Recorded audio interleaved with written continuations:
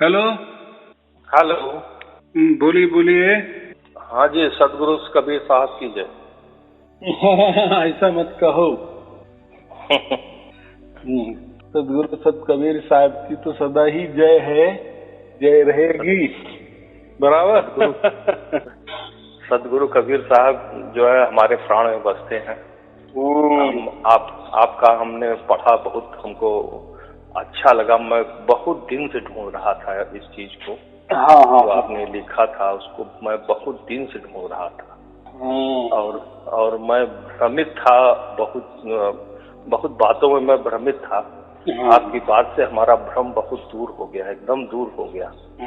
इसलिए हमने आपको फोन किया, क्योंकि जो कि सतनाम जो है हमारे गूंज रहा था, हर समय गूंजता है। कितना भीड़ रहे, कितना आवाज होता है, लेकिन तब भी सतनाम हमारे भीतर गूंजते रहता है, लेकिन हम उसको पकड़ नहीं पा रहे थे।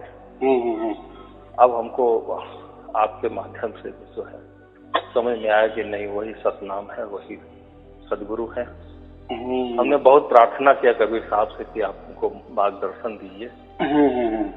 आपका हमको वीडियो मिला, हमको बहुत जो है अच्छा लगा, और हमको समझ में आ गया कि हमारा जो है रास्ता क्या है। बात ऐसी है कि ये जो है ना जी, ये मार्ग जो है इसको हम पंथ कहते हैं। मार्ग बोले, मार्गदर्शन बोले, पंथ बोले जी, यही कबीर साहब का पंथ है। यानी यही मार्ग बताया है। परमात्मा को कैसे प्राप्त करना है। यानी ऐसा समझो, दुनिया में ये बात किसी ने नहीं बताई थी, या बताई थी भी, लेकिन समझ में नहीं आती थी। बराबर। जी जी जी, जैसे पानी पानी सबको कह रहे थे, बोलो पानी पानी पानी, सब दुनिया पानी पानी कर रहे, लेकिन असलियत में पानी किसने देखा ही नहीं था। जी नहीं, किसी ने नहीं देखा। यानी किसी की प्यास ही नहीं बुझी थी। हम तो रात दिन हमको जो है वो सुनाई देता था, लेकिन हम इग्नोर करते थे। हम इसको जो है सुनना नहीं, मतलब इग्नोर कर जाते थे उसको। जो है चाहे भीड़ हो, चाहे कितना हो, बस गाड़ी चल रही हो, बस में चल रहे हो, ट्रेन में चल रहे हो, ये लेटिन कर रहे हो, या कहीं भी हो, हम अगर हमने उधर ध्यान लगाया तो वो अपने आप चल रहा है। वो अनवरत चल रहा है, वो आवाज अनवरत हो रही है। उसको मैं तो सुन करके भी अनसुना कर देता था। तो लेकिन जब आपने हमको बताया कि नहीं, वही साउंड, वही आवाज, वही अशब्द जो निशब्द जो है, वही मतलब कबीर साहब है, तब हमने जो है उसको जो है ग्रहण किया, और हमको बहुत अच्छा लगा। हम आपको धन्यवाद देने के लिए आपको फोन किया, और चाहेंगे कि आप हमारा मार्गदर्शन करते रहें कभी कभी। ऐसा है कि देखो, ये बात सबसे पहले, ये तो अभी के कलयुग में समझो कबीर साहब ने बताई थी, लेकिन इसके पहले, सबसे पहले योग वशिष्ठ जो है ना, इस ग्रंथ में इसका जिक्र किया था। बराबर। वशिष्ठ मुनि ने। हाँ, लेकिन ये वशिष्ठ मुनि माने कोई ऐसा शरीरधारी नहीं होता, यानी वो एक पद है। जैसे पंत प्रधान जैसा एक पद होता है ना, जैसा वशिष्ठ ये भी एक पद है, कुर्सी है, ऐसा समझो। तो उसमें ऐसे ऋषि मुनि विराजमान होते हैं, और फिर वो ज्ञान देते हैं। लेकिन ये वेदों में जो वर्णन है ना, तो ये सबसे पहले वशिष्ठ संहिता में इसका जिक्र है। लेकिन उसमें क्या लिखा है कि राम नाम ये एक प्रकार का आपे आप होने वाला, स्वयमेव में होने वाला स्फुरन है, जिसको हम स्पंदन कहते हैं, और यही राम नाम है। तो ये लिखा था। बराबर। लेकिन अभी स्वयमेव होने वाला स्फुरन, इसका क्या अभी अर्थ लगाएंगे लोग? जैसे तभी तो बताते हैं कि परमात्मा हमारे अंदर है, परमात्मा कण कण में है, तो भाई दिखना भी चाहिए। कुछ तो भी महसूस भी होना चाहिए, फिर होता क्यों नहीं? कबीर ने तो कहा घट घट में है। घट मतलब कि जो घट रहा है, जो एक समय बीत रहा है, एक समय आ रहा है, उसके बीच में जो है भी परमात्मा है। घट का एक अर्थ होता है जैसा हमारा ये शरीर घट है, बराबर? ये घट रहा है, जो समय बीत रहा है, समय घट रहा है। घट रहा है, उसको भी घट घटना यही। तो जो है ना, उन्होंने क्या कहा कि जो घट कहा, जो आपने उसका अर्थ बताया, उसके अलावा ये जैसा शरीर घट होता है, वैसा एक आत्मा घट भी होता है। जी जी। हमारे शरीर में अंदर हम क्या बोलते हैं, आत्मा भी है ना? हाँ जी जी, है आत्मा। तो ये आत्मा के बीच में है। जी जी। परमात्मा जो रहता है उसका ठिकाना कहाँ है? आत्मा के बीच में। जैसे अणु और एक परमाणु, उसको परम लग जाता है अलग अलग। हाँ, परम लग जाता है फिर।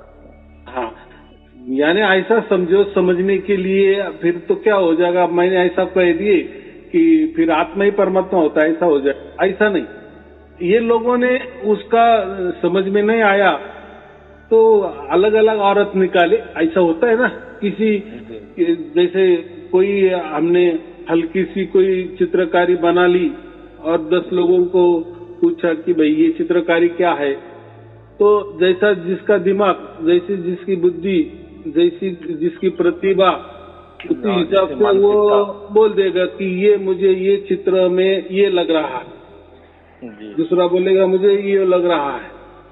नहीं, आज से पहले जो है हमको जब आवाज सुनाई देती थी हमको, तो हम कभी कभी 1 घंटा आधा घंटा बैठ करके ध्यान से सुनते थे, तो हमारे शरीर में बड़ा आनंद महसूस होता था और हमारे शरीर की जो बीमारियां थी ना, वो दूर हो जाती थी, अपने आप दूर हो जाती थी।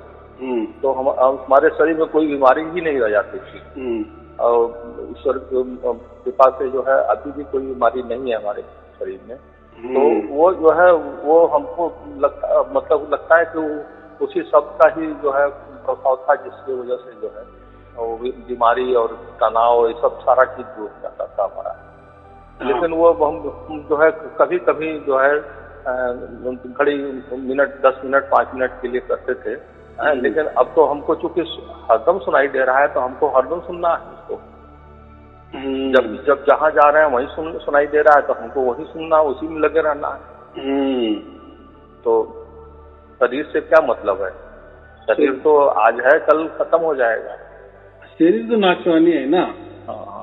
देखो, नाशवान हम किसको कहते हैं, परिवर्तनशील किसको कहते हैं? बहुत सहज बात है, जिसका भी जन्म होता है उसका नाश होता ही है। चाहे किसी का 1 बरस, किसी का 10 बरस, किसी के 50 बरस, किसी के 100 बरस, तो किसी के 1000 बरस, या किसी के लाख बरस, किसी के करोड़ बरस, जैसे वो होगा वैसे, बराबर। तो अच्छा गुरु जी, आप तो जो है साईं मंदिर से हैं, समझ, तो कबीर साहब को भी आप मानते हैं? देखो, सबसे पहले मैं साईं बाबा का ही भक्त हूँ, ऐसा समझो।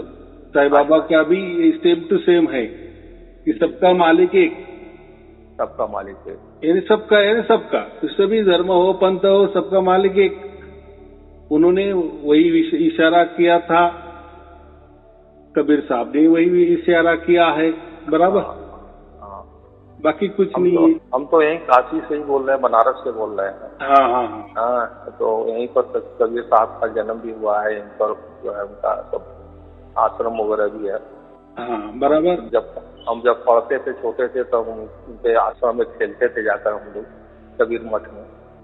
बात ऐसी है, कबीर चौरा में कबीर बीजक मठ है, बराबर। हम वहाँ जाकर के हम लोग खेलते उलते थे, तो हम इतना महत्व तो नहीं समझते थे उस समय। नहीं, कैसा हो गया देखो, जैसे अभी ये जो घटना है कबीर साहब के बारे में वाली जो घटना है, उसको अभी 600 साल हो गए ना, हम वही कहते हैं ना, 600 साल हो गए।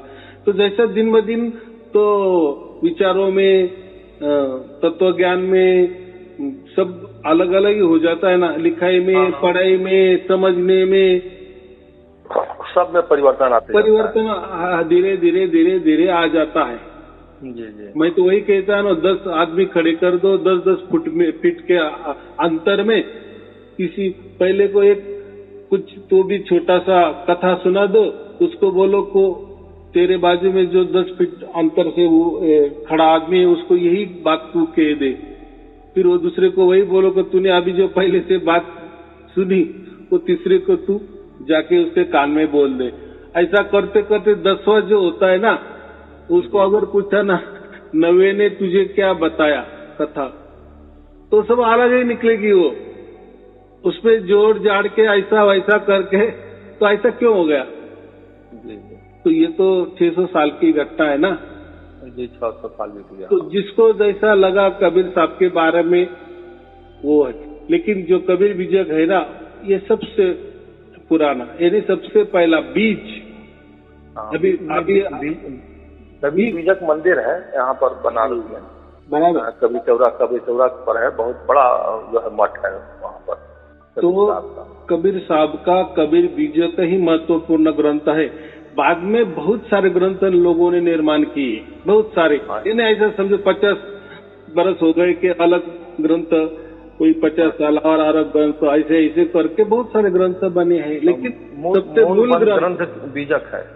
हाँ, अभी देखो ये ग्रंथ की जो ग्रंथ बनाया है, हम तो बाकी तो बहुत सारे ग्रंथ देखते हैं, जैसे रामायण देखते हैं, तो रामायण में राम की ही बढ़ाई है, बराबर।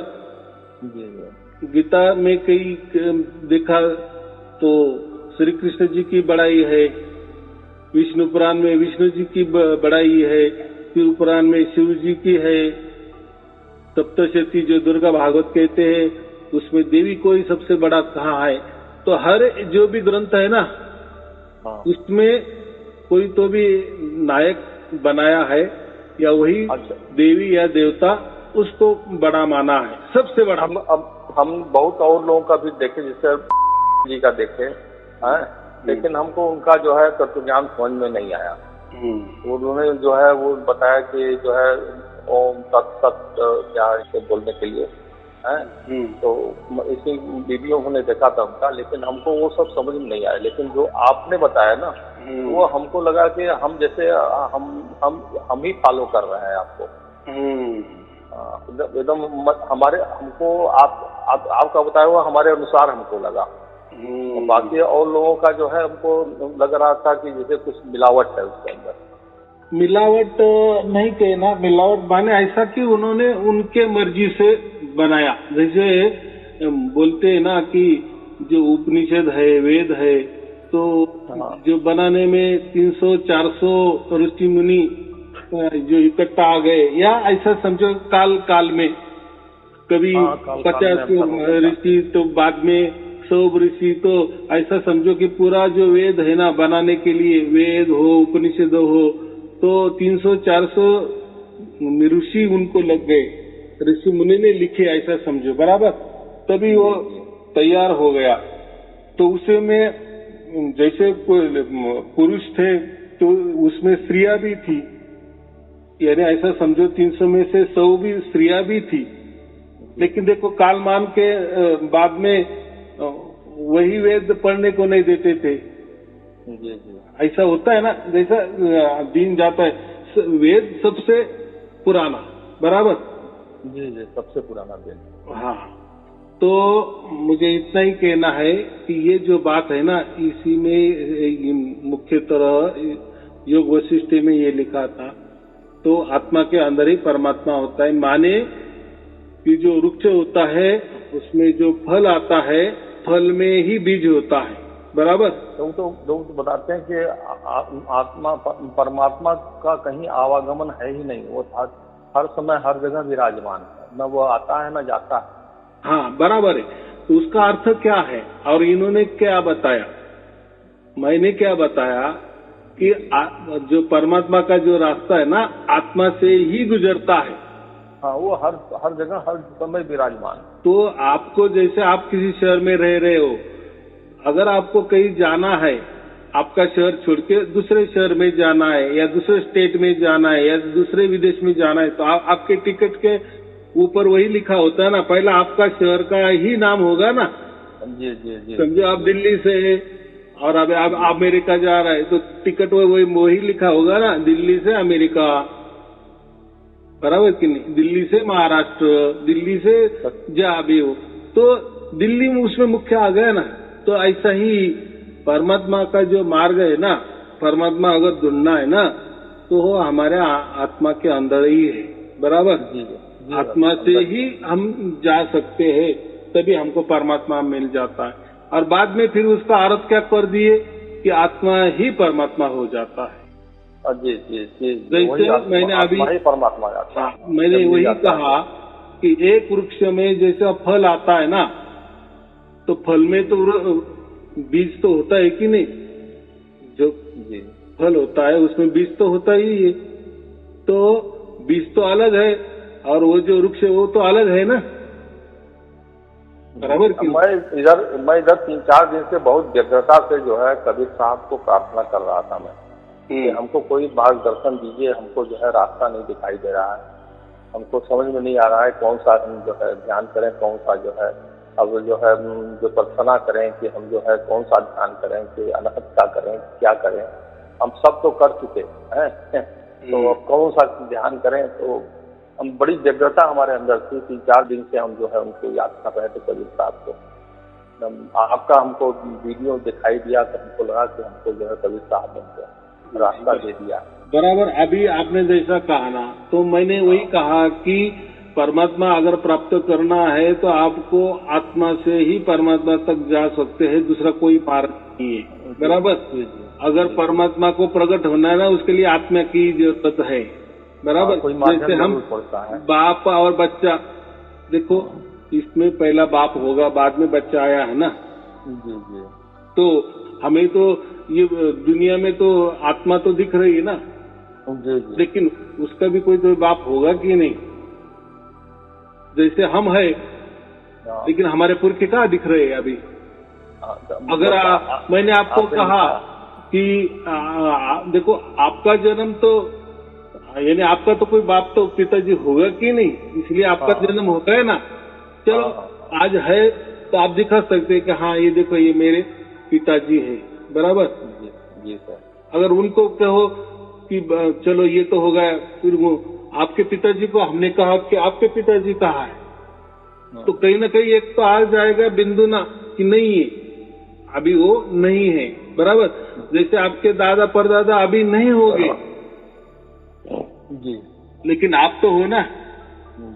लेकिन आप हो, लेकिन आप किसी से पैदा हुए हैं, बराबर? और आपके जो पिताजी वो भी किसी पिताजी से पैदा हुए हैं, वो पिताजी भी उसके यानी दादा परदादा, ये पीढ़ी चलती आई है। आज हमको वो पीढ़ी नहीं दिख रही है, माने हम आपे आप आ गए क्या? नहीं ना। नहीं। हाँ, तो ऐसा ही आज तो हमें समझ रहा है कि ये हमारे अंदर आत्मा है, ये आत्मा ही बोल रहा है, चल रहा है, सब कुछ हो रहा है, तो इसका कैसा बाप होगा? इसका खुद बाप होगा। अरे ऐसा नहीं है, उसका भी बाप है। और इसलिए आपके द्वारा मार्गदर्शन हमको मिला। हाँ आप गुरु बनकर हमारे सामने आए, हमारा मार्गदर्शन किए। जैसे कई ऐसा समझो कोई एक्सीडेंट हो जाता है, समझो एक पूरा बस है और उसमें ऐसा समझो बस को आग लग गई, बराबर? और जितने भी उसमें बैठने वाले प्रवासी थे 50 की 50 जल के खाक हो गया, तो कैसा क्या समझ में आएगा किसका क्या तकौन था? तो क्या करना पड़ता है हमको? जो भी जिनका भी कोयला हुआ होता है शरीर का, यानी शरीर पूरे जले हुए होते, तो उसमें से हम डीएनए निकालते हैं, और जो भी कहते हैं ना रिलेशन वाले कि हमारे भी रिलेशन वाले इसमें थे, तो वो मैच करते हैं, तो बराबर बैठता है ना हर एक किसी को भी। फिर उनको बोलते हैं ये तुम्हारी बॉडी लेके जाओ, बराबर? जी। तो अभी आपका और वीडियो आ रहा है कोई? वीडियो तो ऐसा है, वीडियो तो 1001 वीडियो है। अच्छा, बराबर। और ये बातचीत से तो वीडियो बनते हैं। जैसे आप कुछ बोलते हैं मैं उसका जवाब देता हूँ, तो यही जवाब सबको मिल जाता है। जैसे आपने जितने वीडियो सुने उसमें भी मैं किसी को भी बोल रहा हूँ, वो पूछ रहा है, मैं जवाब दे रहा हूँ, बस ऐसा ही। लेकिन ये जो बातें हैं ना, ये जो भाई बातें हैं, ये पूरा मैं कबीर बीजक का ही बोलता हूँ। और जो भी बातें हैं आज के परिस्थिति अनुरूप उदाहरण देकर मैं बताता हूँ ताकि आपको समझ में आता है। और बाकी लोग क्या करते हैं, किसी भी ग्रंथ का लेते हैं, लेने में कोई हर्ज नहीं है, ग्रंथ तो इसलिए ही तैयार हो गए ना, लेकिन उनको वही अर्थ नहीं समझते। और बात ऐसी है, अर्थ नहीं समझ पा रहे, उसका मतलब वो क्या करे, उनके मन से उसका अर्थ निकालते हैं। और ये मेरे यहाँ ऐसा नहीं है। आप जैसे हर वीडियो की बातचीत सुनते सुनते जाएंगे, वैसे आप सिद्ध पवित्र बनते जाते हैं, और जो होने वाली घटना है ना, वो भी घट जाती है। बस मेरे प्रवचन में इतना ही फर्क है। बाकी के प्रवचन में, यानी बाकी जो गुरु लोग हैं, उनके प्रवचन में आपको ज्ञान आपका बढ़ता है, लेकिन ज्ञान बढ़ता है, लेकिन जो चीज मिलने वाली है ना, जैसे हम बोलते हैं कथनीय और करनी दोनों भी चाहिए, तो वो तो कथा कहानी बताते हैं, करनी होनी चाहिए, लेकिन कुछ उसका फल नहीं मिलता ना, जो उतरना चाहिए वो नहीं मिलता। बस वो कथा कहानी सुनाते हैं और हम सुनते हैं, बराबर। और आज करनी करे, आज वही करनी करे। हाँ, तो आज का प्रैक्टिकल भी होना चाहिए कि नहीं? जी। हम मानते हैं आपका जो भी कहना है बराबर है, बहुत क्या बोलते हैं तर्कों में उतरने वाला है। और आजकल के जो भी प्रवचन है वो सब तर्क देते हैं ना। नहीं, तर्क तो सबसे ज्यादा आपको ओशो में मिलेगा, ओशो को पढ़िए ना, ठीक है, वहाँ जबरदस्त तर्क है। नहीं ऐसा नहीं है, तर्क ये जो नहीं दिया। हम उपनिषद बोलते हैं ना, देखो ऐसा है, ये जो 4 उपनिषद है ना, तो उपनिषद जिसको नहीं समझता तो उसके लिए थोड़ा हल्के के लिए तत्वज्ञान के भाषा में क्या निकाला है, उपनिषद निकले हैं, बराबर।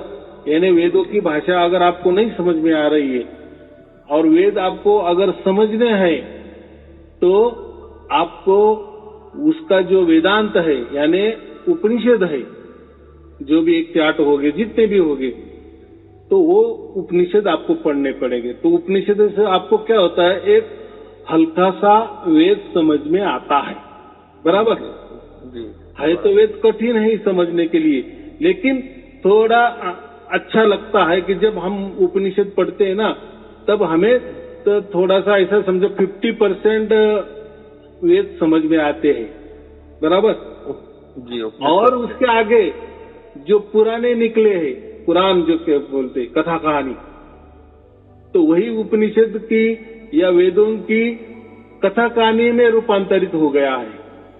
अगर वो कथा कहानी आपने सुनी तो वो कथा कहानी के माध्यम से वेद समझाया गया है। आया समझ में? ये 3 स्टेप है। वेद अगर आपको समझने हैं, तार्किक तर्कों से समझना है, तो आपको उपनिषद ये करना है। और सबको भी तर्कों की भाषा नहीं समझ में आती, बराबर, तो उसके लिए फिर कथा कहानी निकली है। यानी वो जो हम 18 पुराने कहते हैं ना, ऐसे बहुत सारे पुराण है। तो पुराण, अगर पुराणों में क्या है, कथा कहानी है, तो वो कथा कहानी सचमुच में हो गई है क्या? तो ऐसा कुछ नहीं हुआ है। हम ये पूछ रहे थे, हम कहाँ से हैं? बॉम्बे से क्या? नहीं, नासिक में। अच्छा, नासिक में है। अच्छा, जहाँ पर साईं बाबा का मंदिर है? नहीं, साईं बाबा का मंदिर नासिक से 90 किलोमीटर दूर है। अच्छा। तो आप नासिक में रहते हैं? नासिक में रहते हैं। तो बात ऐसी है, अगर आपको वेद समझने हैं तो तर्कों के लिए आपको उपनिषद पढ़ने पड़ते हैं, और जिसको तर्कों की भाषा भी नहीं समझती उनको 18 पुराने पढ़ने पड़ते हैं, ताकि कथा कहानी में वो समझ सकते। फिर लोग क्या करते हैं, जो उपनिषद अपने जो पुराण है उसमें जो कथा कहानी है वो ऐसे समझते हैं कि वो हो गई है, यानी वो हो गई है, ऐसा समझते हैं। देखो, काल का जो बोलते हैं ना, वो पुराण किसके लिए बना है कि वही वेद आपको कथा कहानी में दे दिए है, कथा कहानी में सुनाए है, ताकि एकदम तो सहज में और आप समझ जाएंगे, बराबर, आसानी से समझ में आ जाए, एकदम आसानी से। लेकिन हुआ क्या, जो कथा कहानी लिखी है ना, तो कथा कहानी समझने की बजाय लोग ऐसे समझते कि ये कथा कहानी हो गई है पृथ्वी पर, यानी घट गई है और सब गड़बड़ हो गया। तो बात ऐसी है कि ऐसा ही हो जाता है, जैसे जैसे टाइम निकल में जाता है ना, तो आगे आगे होता है।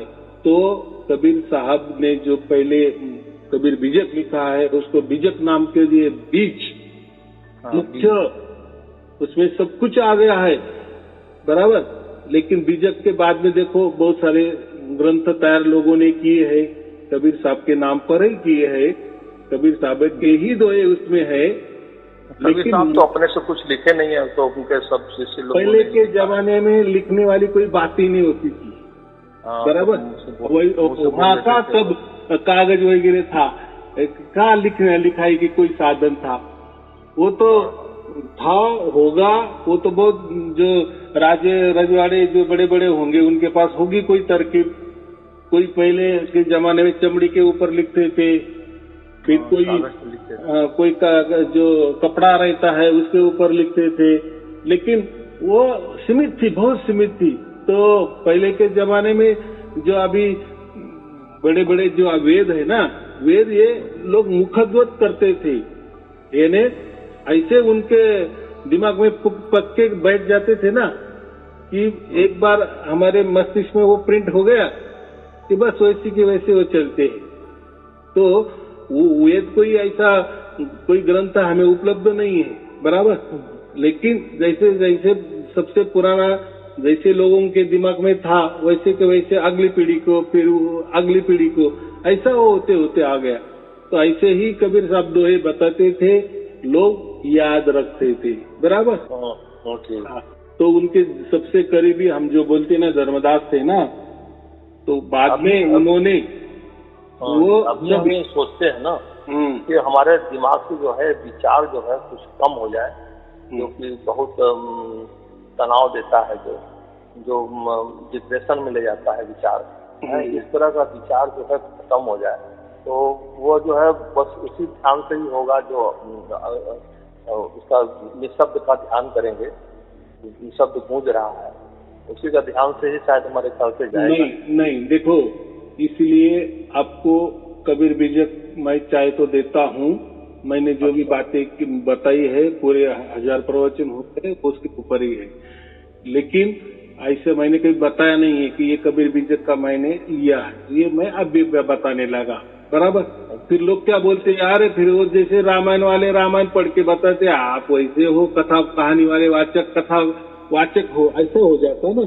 तो एक लीला है, परमात्मा की लीला जैसी हो गई, मुझसे हो गई, या परमात्मा ने जैसा करवा लिया वैसा मैंने किया, बराबर। और वो पक्का बैठ गया, फिट बैठ गया, वो जो भी कुछ परमात्मा की लीला परमात्मा जाने, तो वो सबके अंदर उतर गया। और फिर अभी लोग समझने लगे, हाँ बीजक में बराबर ऐसा ही लिखा था, लेकिन हम इसका अर्थ कितना अलग अलग लेते थे। बीजक में कितनी बार फटकार लगाई है कि आत्मा अलग होता है, परमात्मा अलग होता है। बाद में वाले जो गुरुआ लोग हैं उनने कितना अलग अलग ये किया, या कोई धर्म ग्रंथ बन गए, कोई पंथ बन गए, कोई गुरुगद्दिया बन गई, सबने ऐसा अलग यानी अपने मन से समझ में नहीं आया उसका अर्थ ऐसा के ऐसा ले लिए, बस आत्मा ही परमात्मा होता है, ये ऐसा होता है, वो वैसा होता है। और बाद में तो ये देखो कबीर साहब ने जो उसमें लिखा है कि साहब, ये साहब माने परमात्मा है, और कबीर ये वो साहब का दास है, बराबर।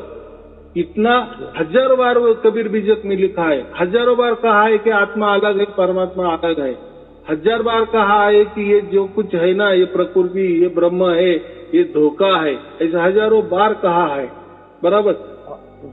लेकिन अभी के जो गुरुआ लोग हैं, या बीच में 100-200 बरस में कोई भी जो भी हो गए, उन्होंने वो कितना अलग अलग अर्थ ले लिए, और बता लिए, और उस अलग अलग अर्थ से, उस अलग अलग विचार से बहुत बड़े बड़े पंथ भी निकल गए, मान रहे हैं। लेकिन क्या होता है, ये तर्कों से कुछ नहीं। देखो मैं वही उदाहरण देता हूँ, जैसा 5 होता है ना, कोई बोलता है 3 और 2 5 होता है, तो कोई बोलता नहीं 2 और 3 5 होता है, वो भी सही है। भी कोई बोलता नहीं 1 भी और 1 4, ये भी 5 हो जाता है, ये भी बात भी सही है। कोई बोलता नहीं 6 में से 1 घटा दो 5 होता है। अरे भाई 5 का गैप रखो, और आप चाहे तो लाखों कब्ज आप जो भी संख्या करो ना, उसमें 5 का गैप रखो तो 5 ही उसका जवाब आ जाएगा ना। लेकिन 5 क्या है ये किसी को मालूम है क्या? नहीं। इसके बारे में कोई नहीं पूछता, सब आत्मा परमात्मा के बारे में बातचीत करते, बस यानी तर्कों पे तर्क। जैसे मैंने अभी कहा ना 5 के लिए आपको लाखों अब्जों तर्क हो जाएगा ना। दोनों संख्या में 5 का अंतर रख दो, उसका जवाब 5 ही आ जाएगा। कितनी सहज बात है, बराबर की नहीं? लेकिन वो 5 क्या है? एक चीज है, वेद में या उपनिषद में या जो भी चीज बताया गया है, वो सब मन का विपरीत ही परमात्मा का रूप बताया गया है। हाँ, अभी आपने बराबर बताया। मुझे क्या कहना है, कबीर बीजक में बराबर कहा है, वो उसमें कोई खोट नहीं है। लेकिन समझो, मुझे कोई पंथ निकालना है, मुझे कोई धर्म निकालना है, मुझे कोई अलग गुरुवाई करनी है, बराबर, तो मैं क्या करता हूँ, उसमें से थोड़ा सा निकाल ले। देखो अभी ये गूगल का जमाना है, बराबर। अभी आज लोगों को सब कुछ मिल जाता है, 1 मिनट में मिल जाता है, बराबर। आज मैंने लाखों लोगों को कबीर बीजक दे दिया है। अभी ये देने का मार्ग क्या है? वो तो कोई पुस्तक मैंने नहीं दिया, बराबर। अगर वो पुस्तक होता तो कितना कौन लेता और कितना लोगों के पास जाता। तो अभी एक झटके से बोल दिए तो उसके लाखों करोड़ों PDF फाइल जाती है ना लोगों के पास, बराबर की नहीं? तो ये जो युग है ना, ये जो अभी डिजिटल युग चल रहा है, इसका ही फायदा हो गया ना। तो अभी पता चल गया ना कि अरे ये तो क्या लिखा था, और ये तो ऐसी कोई सुविधा, ये अभी ऐसा समझो 5-25 साल के पहले नहीं, ऐसी कोई सुविधा नहीं थी ना। नहीं, ऐसी सुविधा। ये तो कंप्यूटर तो 85 से तो निकले ना, और मोबाइल तो ये अभी की बात है, 10-20 बरस के पहले वाली बात है। तो ये मोबाइल के तो जमाने में तो आज के तो सब मिल रहा है, पहले का ऐसा कोई देखने की नहीं। यानी ये गुरुआ लोग क्या झूठ बोल रहे हैं, क्या सच बोल रहे हैं, यानी उनके पास जाने के सिवा कोई रास्ता नहीं था, बराबर। और वो भी पढ़ता था और वो भी बताता था ये इसका है, ये इस पुस्तक में ऐसा लिखा है उसका। और ये वो पुस्तकें भी कब की है छपाई, ये अभी की छपाई, 5-50 बरस वाले पुस्तकें, बराबर। ये बात है। तो लोगों को क्या है, चलो ठीक है, गुरुजी तो बता रहे हैं, पुस्तक भी दे रहे हैं, उसमें से तो लोग सही मानते थे, बराबर। तो ये घोर कलयुग वाले गुरु, घोर कलयुग वाले पुस्तक के, बराबर, और घोर कलयुग का भी ज्ञान, तो ज्ञान कैसा होगा? उल्टा पुल्टा ही होगा ना। हम घोर कलयुग क्यों कहते? सब उल्टा पुल्टा। हाँ, ये एक बात है। ये गुरुआ लोगों ने, लोग जो है ना, बहुत तार्किक बना दिए कि ऐसे बातचीत करने अगर सामने बैठ जाए ना, तो 1 मिनट में किसी को हरा देंगे। तो तर्क से हरा देंगे। हाँ, ये लोगों ने उनको एक मशीनरी बना दी। ये क्या कहे, यानी विचारों से, तर्कों से, बहुत सारे गुरु के जो शिष्य है ना, इतने बड़ी बड़ी बातें करते हैं तर्क से। 1 मिनट में हम क्या एक श्लोक बताएंगे, एक साखी बताएंगे, उसका अर्थ बताएंगे। अरे हाँ, चलो तुम्हारा ठीक है, कोई बात नहीं, बहुत अच्छी बात कर रहे हैं, बहुत तर्क दे रहे हो, लेकिन क्या कुछ घट गया है क्या? तुम्हारे गुरुजी को कुछ घट गया है क्या? तुमको कुछ घट गया है क्या? सचमुच में क्या होता है आत्मा और क्या पर? तो ये लोग क्या कर देते, फिर उसको परमात्मा को अज्ञात कर देते। अज्ञात माने छुमंतर। यानी है वो, उसी ने तो मुझे भेज दिया है ना। तो अभी क्या तर्क करेंगे, सचमुच में परमात्मा ने इनको भेज दिया क्या? अभी वो जो बताएंगे वैसे ही हमको हाँ करना पड़ेगा ना। उसकी क्या परीक्षा है, उसका क्या प्रमाण है? बराबर। हाँ, गुरुजी ने तो बात बहुत अच्छा किया, लेकिन इन्होंने तो कोई झलक भी नहीं हमारे अंदर उतर गई परमात्मा की, कुछ नहीं हो गया। लेकिन हमको तार्किक तो बहुत बता दिए, बना दिए। बराबर। खुद जो गुरु है वो भी बहुत बड़े तार्किक है, वो तो बहुत बड़े साथ में 100,000 पुस्तकें लेके बैठते हैं। बराबर। किसने क्या बोल दिए तो झटक से पुस्तकें निकाल के, पन्ना नंबर निकाल के, ऐसा वैसा सब वो सब बराबर है। उसमें कोई ये नहीं है, हाँ, विरोधाभास नहीं है या गलत नहीं है। लेकिन जो सामने वाले जो लाखों भगत है उनके ऊपर क्या असर पड़ गया परमात्मा का या आत्मा का? क्या है सचमुच में हमारे अंदर आत्मा है क्या? परमात्मा की कोई झलक होती है क्या? सचमुच परमात्मा होता है क्या? ये कुछ वो बुरा लोग नहीं बताते। फिर लास्ट में क्या बताते हैं? बस मैं ही परमात्मा हूँ। बराबर। मुझे ही भेज दिया है। और कितने लोग तो अपने को भगवान कहते हैं सीधे। इसलिए वो अपनी पूजा करवा लेते हैं ना। कितनी सहज बात है, उनकी पूजा करने के लिए, उनकी मान बढ़ाई करने के लिए। बराबर। इसलिए तो ये परमात्मा को भी मनुष्य देह जैसा कर देते हैं ना। मनुष्य जैसा करते। अगर ऐसा नहीं किए तो उनकी पूजा कौन करेगा? कितनी सहज बात है। बराबर। धर्म का भी वही हाल है, उन्होंने भी वही कर दिए। परमात्मा सगुण भी दिखाया है, परमात्मा निर्गुण भी दिखाया है। बोले हाँ, परमात्मा सगुण भी होता है। अगर हमने बोला ऐसा नहीं हो, ऐसा कैसे आप बोल रहे? परमात्मा तो निर्गुण होता है। हाँ, निर्गुण भी होता है। देखो, जिसको सगुण की पूजा करनी है वो मूर्ति पूजा करे, जो नहीं मान रहे वो निर्गुण का कोई जाप करे, जपा करे, ध्यान करे, बस दे दिए। लेकिन ना किसी ने परमात्मा भी दिखाया, परमात्मा की झलक दिखाई, ना आत्मा की झलक दिखाई। बराबर। कितनी सहज बात है। और चल रहा है ना। तो कहा है ना, आपने कहा है जपा मरे, अजपा मरे, अनहद भी मर जाए। बराबर। तो ये तो सब शरीर का खेला है ना। जाप शरीर से होता है, मुंह से होता है, अजपा नाकों से यानी श्वासों से होता है, अनहद धुने ये मस्तिष्क से सुनी जाती है कि नहीं? तो इसमें नहीं कहा है ना। ये बातें कबीर बीजक में बहुत सरल ढंग से, बहुत सहज में बता दी गई है। लेकिन अभी ये लोग मानेंगे नहीं। अभी ये लोग नहीं मानेंगे। क्यों नहीं मानेंगे? तो उनका धंधा बंद हो जाएगा। इतनी कष्ट करके इतने भगत लोग जमा किए हैं कबीर साहब के नाम पर। बराबर। अभी कबीर साहब ने वो बीजक तैयार किया है ना, या उन्हीं के जमाने का है ना, उसमें कैसा बातें बताई है। बराबर कि नहीं? तो उन्होंने वहां भी वही बताया है, कुछ करना नहीं। आपने अभी जो कहा ना कि मैं अभी वो जो मुझे सहज में प्राप्त हो गई जो धुन है, जो सार शब्द है, तो मैं उसका ध्यान करूंगा। कुछ करना नहीं। जो भी हो रहा है परमात्मा से होता है, उसके ऊपर नहीं करना है। वो तो रास्ते में चलते रहिए, मतलब घूमते रहिए, वो अपने आप चल रहा है। आवाज क्या होता है अपने आप आ रही।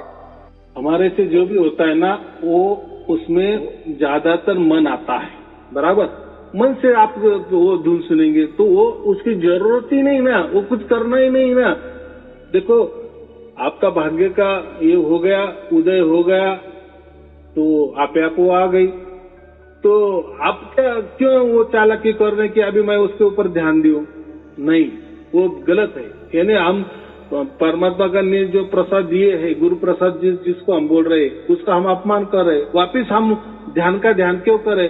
अभी ये जो सार शब्द चल रहा है, माने परमात्मा हमारा ध्यान कर रहा है, या परमात्मा की नजर निगरानी हमारे ऊपर है, या परमात्मा का ध्यान हमारे ऊपर है।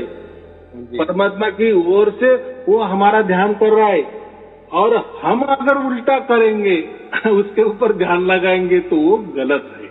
बराबर, वो कबीर विजय में बहुत बढ़िया कहा है उसमें कि उसका कुछ करना नहीं है, बस हो गया। आपका जो जीवन, मनुष्य जीवन का जो ध्येय है, उद्दिष्ट है, जो प्राप्त करना था मनुष्य देहों में, तो हो गया ना। झलकियां आने शुरू हो गई ना, तो वो झलकियां किसकी आ रही है? परमात्मा की आ रही है। बराबर, और वो कौन अनुभव कर रहा है? हमारा आत्मा अनुभव कर रहा है। बराबर, हाँ, तो हो गया। तो हमारा आत्मा अनुभव कर रहा है, तो अनुभव करने वाला आत्मा अलग है, और जो झलकियां है वो अलग है, उन्हें वो परमात्मा वो अलग है। तो आत्मा और परमात्मा अलग है। लेकिन ये आत्मा का जब भाग्य जगता है ना, भाग्य हो जाता है ना, तभी परमात्मा बराबर आ जाता है। परमात्मा उसकी ओर से होकर हमारे आत्मा के पास आता है। बराबर, अभी निरंतरता हो गई। अभी हमारे आत्मा और परमात्मा में कोई अंतर नहीं है, जिसको भी सार शब्द प्राप्त होता है अभी। लेकिन आत्मा अलग ही है, परमात्मा अलग ही है। जैसा कोई छोटा बच्चा, नन्हा सा बच्चा उसके माँ की गोद में चला जाता है, तो दोनों में कोई अंतर रहता है क्या? नहीं होता ना। लेकिन बच्चा अलग ही है ना, माँ अलग ही है ना। कितनी सहज बात है। ऐसा ही परमात्मा जो प्राप्त करना होता है ना, तो आत्मा का जब भाग्य हो जाता है ना, बराबर परमात्मा आत्मा के पास आता है। तो मैं हूँ तेरे पास में जो कहा है ना, वो परमात्मा ने कहा है। मैं हूँ तेरे पास में किसने कहा है? परमात्मा ने कहा है। बराबर, तो कबीर और साहब माने परमात्मा और कबीर माने कबीर जी। बराबर, तो हम कबीर और साहब क्यों एक करते हैं? एक तो साहब और कबीर जी, इनका जो कनेक्शन है ना, वो निरंतर है। कोई उन दोनों में अंतर नहीं है। यानी उनमें इतने वो रत हो गए हैं, एकाकार हो गए हैं, निरंतर है, यानी कोई अंतर नहीं है। बराबर, वैसे अभी हमें सार शब्द हमें प्राप्त हो गया, तो अभी हमारा आत्मा और परमात्मा निरंतर हो गए। कोई हमारे दोनों में अभी अंतर नहीं है, क्योंकि हम आत्मा अनुभव कर रहे हैं ना। तो वो भी कबीर बीजक में लिखा है। बराबर, कि परमात्मा अलग होता है, आत्मा हम अलग होता है। हम परमात्मा के दास ही है, दासातन ही है। बराबर, हम कभी परमात्मा नहीं बन सकते। बराबर, या परमात्मा कोई देहधारी नहीं होता। उसमें कहा है द्विभुज होता है, लेकिन द्विभुज का अर्थ है दो भुजा वाला, यानी दो हाथों वाला होता है, ऐसा नहीं है। तो ये जो अभी देखो हम क्या कहते हैं, ये मेरे हाथों की ये है, मेरे हाथों की कष्ट से मैंने ये सब कुछ खड़ा किए है। तो माने कर्म करने वाले क्या होते हैं? हाथी होते हैं ना। हाथों से कर्म किया जाता है, काम किए जाते हैं। जो भी कुछ चल रहा है, बिन कर करे कर्म विधि नाना। हाँ, जो भी है वो, हाँ, बिना हाथ से हर काम करते। तो वो एक सांकेतिक कहा है। जो परमात्मा होता है ना, तो उन्होंने वो परमात्मा का भी वर्णन किए है कि जैसे तीन आकाश है। बराबर, तो तीन आकाश माने आकाश के ऊपर एक आकाश और आकाश के नीचे एक आकाश, तीन आकाश हो गए। लेकिन परमात्मा क्या कहा है? ये तीनों आकाश को व्याप्त किए हैं। यानी आकाश माने हम तो एक आकाश समझते, फिर उससे दूसरा आकाश कैसा है वो कैसा समझना, और उसके नीचे और एक आकाश है, ऐसे तीन आकाश है, तो ये कैसे समझना?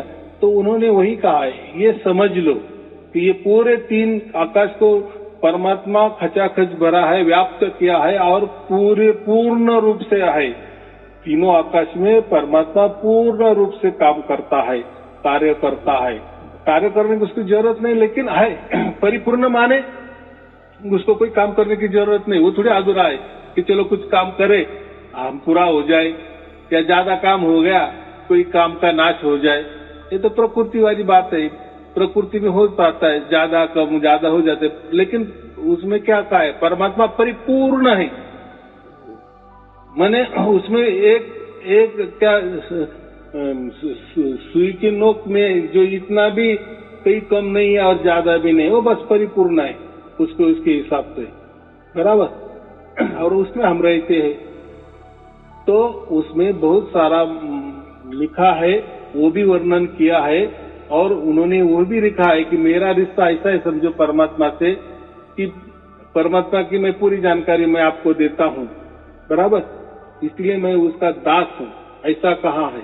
और मैंने ये परमात्मा की महिमा मंडल युग युग में मैं करता हूँ, हर युग में मैंने की है, बराबर। तो ऐसा समझो परमात्मा और कबीर जी का एकदम रिश्ता जो है ना, निरंतर रिश्ता है, बराबर। वो रिश्ता अभी हमको समझ में आ गया, जब हमको सार शब्द प्राप्त हो गया तब हमको वो रिश्ता समझ में आ गया कि आत्मा परमात्मा का कैसा रिश्ता है, वैसा वो परमात्मा और कबीर जी का रिश्ता है। तो वो कबीर बीजक में बहुत सरल ढंग से समझ में आता है और वैसा की वैसा लिखा है, बराबर। अभी जब आपके कबीर बीजक पढ़ेंगे और आज के जो गुरुआ लोग हैं उनकी वाणी सुनो या उनके बहुत सारे प्रवचन बने हैं, तो वो कबीर साहब के बारे में कैसे बताते हैं, बराबर। कबीर बीजक कहाँ मिलेगा? वो मैं आपको भेज दूंगा ना। अच्छा, वो PDF फाइल है, पहले के जमाने की है मेरे पास। अच्छा, मैं आपको PDF कर दूंगा, बस। तो ये बात है। तो अभी क्या है, पुरावा है, बराबर। अभी देखो व्यवहार में भी पुरावा होता है ना, कायदे कानून में भी पुरावा से चलता है ना, सबूत के आधार से। तो ये बाकी लोग प्रवचन करते हैं, उनके पास क्या पुरावा है, वो भी देते हैं, साखिया है, निकली है, बाद में बहुत सारे धर्म ग्रंथ भी निकले है, यानी कबीर साहब के बारे में लिखे हैं। लेकिन मेरे पास जो है ये सबसे पुराना है, बराबर। मूल जो है ना, बाद में तो बहुत सारे ग्रंथ निर्माण हुए। मैंने तो कहा जैसे जैसे दिन जाते वैसे बदलाव आ जाते हैं, हर कोई उसका दिमाग उसमें चलाता है, कोई ऐसा समझो संशोधन करता है, नहीं ये साके का अर्थ ऐसा नहीं ऐसा है, नहीं ये ऐसा नहीं ऐसा है। देखो यानी अभी देखो उसको कुछ तो भी कलाकारी दिखानी है ना, सभी लोग जमा हो गए ना, अरे मेरे गुरुजी तो बाप रे बाप, बराबर। फिर वो बोलता है ना गुरुजी इसमें कोड लगा है, वो मुझे ही पता है, तुमको पता नहीं होगा। देखो इन्होंने कबीर साहब जो है इनके पास ही आए, इनको ही वो कोड बता दिए। अरे भाई ये जो होती है ना, साकिया होती है, दोहे होते हैं, वो सर्व सामान्य लोगों के लिए रहते हैं कि सबको समझ में आए, बराबर। वो संत लोग क्यों कोड लगाएंगे, उसमें कोड की भाषा करेंगे, ऐसा होता है क्या? नहीं होता है ना। ये बाद वाले जो ग्रंथ है ना, इसमें सब ये लोगों ने गड़बड़ कर दिया और सब उल्टा पुल्टा कर दिए। लेकिन असल कबीर बीजक में वैसा कुछ नहीं है। मैं आपको ये भी बताता हूँ, बाद में भी बहुत सारे कबीर बीजक निकल गए हैं, अलग अलग निकले हैं, अलग अलग विचारधाराओं से। हमको मूल वाला भेज दीजिएगा, तो फिर आपसे कब मुलाकात होगी फिर? अभी देखो मुझसे जब बात होती है ना, तो एक तो जब पहली बात जब आप मुझे फोन करते हो तो मैं पहला मेरी जो लिंक है वो जो 1000 प्रवचनों की वो देता हूँ। तो जैसे कोई 10 प्रवचन सुनते, 20 सुनते, 40 सुनते, तो कभी न कभी उसमें वो झलकियां आने शुरू हो जाती है। यानी प्रवचन एक प्रकार का आपको क्लीन करती है, आपका आत्मा के ऊपर जो धूल जमा हुई है ना वो साफ करती है। जैसे जैसे आप शुद्ध पवित्र बनते जाते हैं तो परमात्मा की झलके आपको ऑटोमेटिक आने लगती है। अभी जो लोग बात करते वो बताते हैं ना, अभी ऑनलाइन ये जो वीडियो बातचीत वाले वीडियो है ना, वो लोग बताते हैं। और फोन कब करते हैं, जब उनको प्राप्त होता है तभी कुछ घटित होता है तभी मुझे फोन करते हैं, बराबर। तो कोई चिंता की बात है, मैं आपको लिंक भेज देता हूँ, आप पूरी तरह से वो सुनते जाओ। आपको झलकियां तो आ गई है, लेकिन ऐसा है कि अगर आपको कुछ मालूम ही नहीं है, आपको तो मिल गया, लेकिन वो वही बात है कि वही चीज है ये भी मालूम चाहिए ना, जी बराबर कि नहीं तो फिर वो तो कहानी है ना कि बच्चे कंचन खेल रहे थे तो कोई जोहरी आ गया, बोले अरे ये कंचन में जो ये कंचा है ना, ये तो हीरा है। अभी बच्चों को क्या मालूम हीरा क्या होता है और उसकी क्या कीमत होती है, यानी वो तो उसके पास ही था, लेकिन फिर जोहरी बताता है कि जो ये है ना, ये हीरा, इसकी बहुमूल्य कीमत है। बराबर, आपके साथ पीढ़ी बैठ के खाएंगे, व्हाट्सअप कर दीजिएगा। हाँ, तो ये हो जाएगा। तो ये जैसा है ना, ये बात, ये जैसी कथा कहानी है ना, वैसा ही ये जो आपको जो मिला है, आपको जो हुआ है, बहुत अच्छी बात है, वही वो सार शब्द होता है। लेकिन ऐसा है कि जैसा कोई हम मोबाइल भी लेते हैं तो उसके अंदर पुस्तिका भी होती है, ये कैसा इस्तेमाल करना, वही करना, हर एक में कोई तो भी रहता है ना। तो वैसा ही आपका जो सार शब्द है वो असली है या नकली है या कैसा है, वो सब आपको समझ में आ जाएगा। बराबर, चलो, आप और आपके परिवार के लिए शुभ आशीर्वाद। सत साहेब जी, सत साहेब जी, सत साहेब जी। सत साहेब, नमस्कार।